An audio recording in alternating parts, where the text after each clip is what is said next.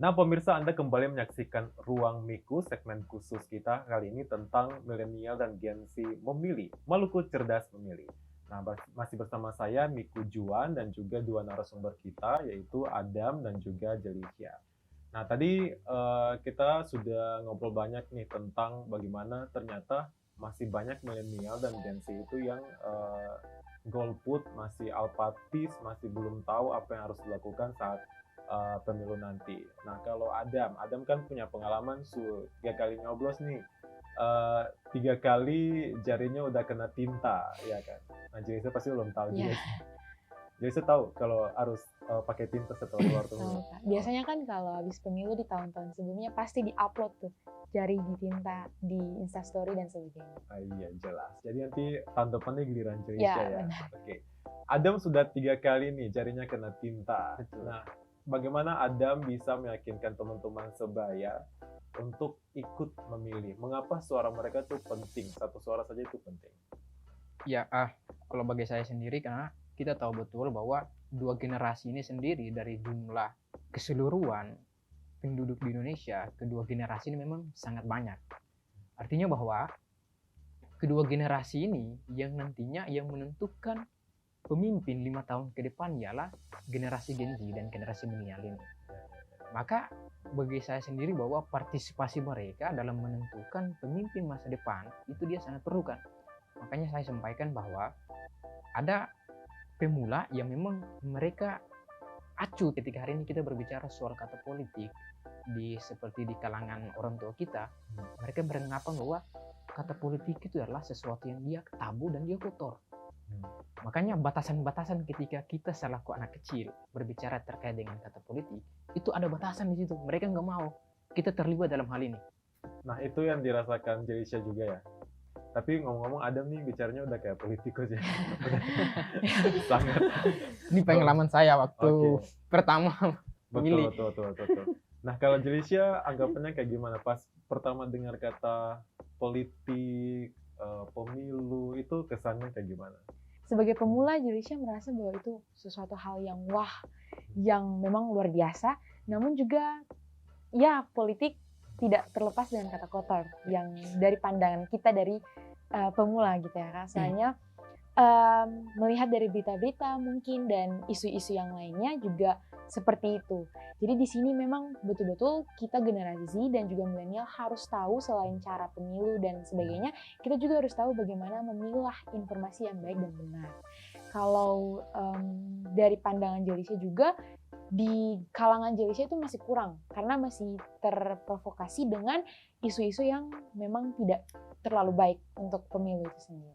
Tapi kan sudah banyak politikus yang berasal dari kalangan milenial, kalangan generasi Z juga sudah ada. Kayak misalnya banyak artis-artis yang memilih masuk ke politik. Menurut teman-teman itu intrik-intrik yang sudah cukup untuk membuat milenial dan Gen Z ingin masuk politik atau terlibat dalam proses politik atau bagaimana? Kalau bagi saya sendiri, kalau melihat dengan realitas sekarang, banyak anak muda yang terjun ke dunia politik dengan ada artis dan berbagai anak muda lah. Kalau penglihatan saya sendiri ya, hal itu yang mereka lakukan biasanya ada anak muda yang memang berpura-pura muda ingin menjadi muda aja. Ada anak muda asli, ada yang berpura-pura muda Iya. gitu ya. Yang saya maksud dengan berpura-pura muda ini ialah bagaimana mereka ingin meraup suara dari kedua golongan ini. Dua golongan terbesar ini. Iya. Suaranya. Yang tadinya ya biasa-biasa saja berpura-pura menjadi muda untuk meraup kedua suara ini. Makanya bagi saya sendiri ya, bagaimana kita memilih pemimpin, kita tahu betul bahwa visi misi dia apa, kemudian program kerjanya dia seperti apa, kemudian ada tidak kontribusi dia, perjuangan dia untuk mengakomodir aspirasi daripada kedua golongan ini. Oke. Ini kan tahun depan ada puluh ribuan bahkan jutaan bahkan pemilih pertama nanti tahun 2024 Jelicia dan teman-teman se-Indonesianya.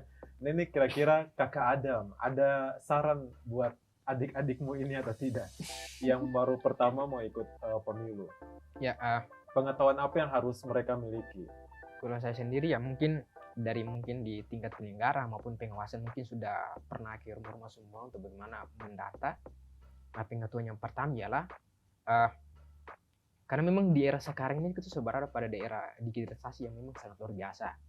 Nah, kita terus pantau terhadap akun-akun media sosial dari penyelenggara, dari KPU dan Bawaslu terkait pentingnya kita selaku pemula untuk bagaimana turut berpartisipasi dalam agenda 2024 nanti.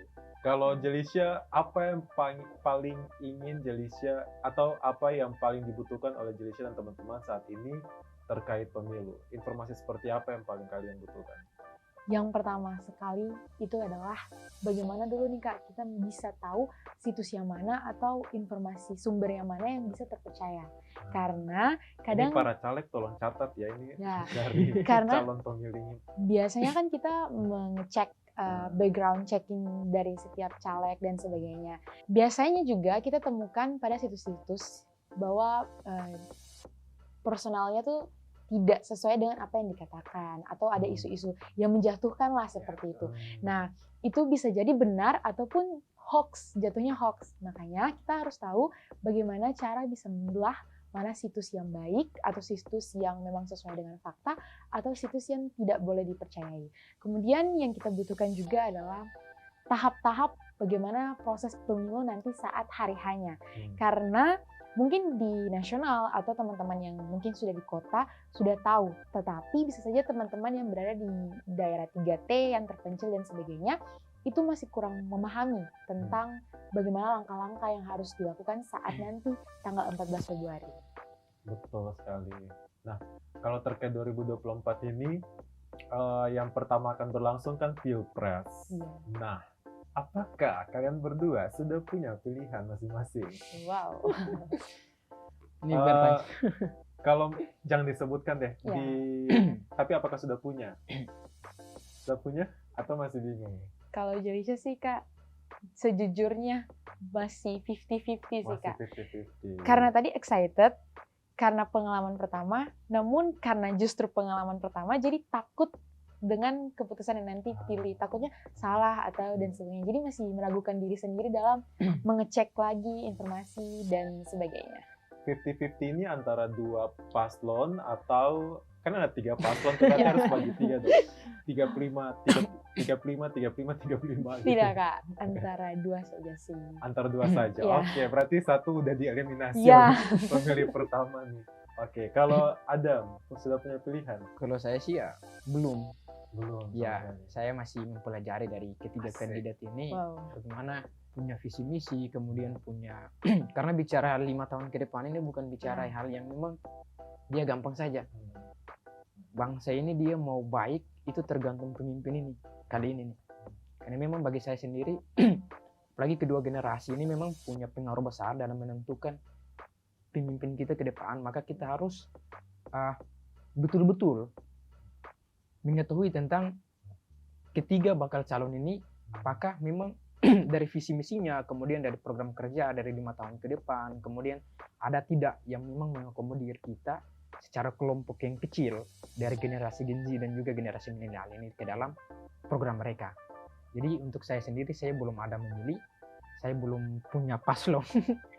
Jadi masih mempelajari dari ketiga Masih ini semua. Ya betul. Ini Adam tiap hari lagi baca modul dari visi misi masing-masing paslon, lagi di-review sama si Adam. Oke. Nah, ke 3 paslon dalam Pilpres nantinya ini sudah bisa untuk mengakomodasi kebutuhan anak muda atau tidak. Dari ketiga paslon itu 3-3-nya sudah atau hanya 2 atau hanya 1 menurut kalian? Oke. Krik. Masih di-review ya, masih di-review dari masing-masing. Tapi kalau menurut teman-teman, style dari capres dan cawapres kita di tahun 2023 ini apakah sejauh ini sudah bisa untuk menjangkau hati anak muda atau teman-teman rasa belum kurang effortnya? Kan sudah banyak yang sudah pakai sosial media. Dulu kan mana ada ya capres yang menggunakan sosial media. Kalau menurut teman-teman gimana?